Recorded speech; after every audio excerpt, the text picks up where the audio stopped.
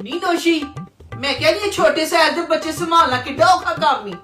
ਨਹੀਂ ਅੰਮੀ ਜੀ, ਇਹਨਾਂ ਬੱਚਿਆਂ ਨੂੰ ਸੰਭਾਲਣਾ ਕੋਈ ਔਖਾ ਕੰਮ ਨਹੀਂ ਹੈ। ਨੀ ਉਹ ਕਿੰਜ ਵਿਆਹ ਤੋਂ ਬਾਅਦ ਸੱਸ ਦੇ ਪਲੇ ਪਲੇ ਬੱਚੇ ਨੂੰ ਸੰਭਾਲਣਾ ਔਖਾ ਕੰਮ ਹੈ, ਜਿਹੜਾ ਹਰ ਟਾਈਮ ਮੋਬਾਈਲ ਦੀ ਮਾਂ 'ਚ ਵੜਿਆ ਰਹਿੰਦਾ ਹੈ।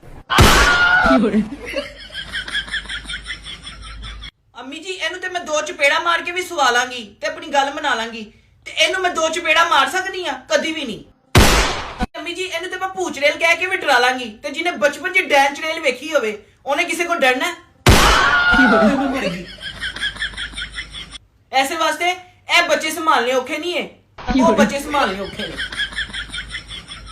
ਜਿਹੜਾ ਤੇਰੇ ਸਾਹਮਣੇ ਤੇਰੀ ਮਾਂ ਨੂੰ ਡੈਂਚਰੇਲ ਕਹਿ ਗਈ ਲੱਖ ਦੀ ਲਾਹਨਤ ਤੁਹਾਡੇ ਵੜੀ ਕੇ ਮੈਂ ਤਾਂ ਤੁਹਾਨੂੰ ਜੰਮਣ ਦੀ ਚੋਰ ਹੋਈ ਹਾਏ ਮੇਰੇ ਤੇ ਨਸੀਬ ਸੜ ਕੇ ਰੋ ਉੱਠ ਕੇ ਕੀ ਬਣਾਇਆ ਦੀ ਹੈ ਮੈਨੂੰ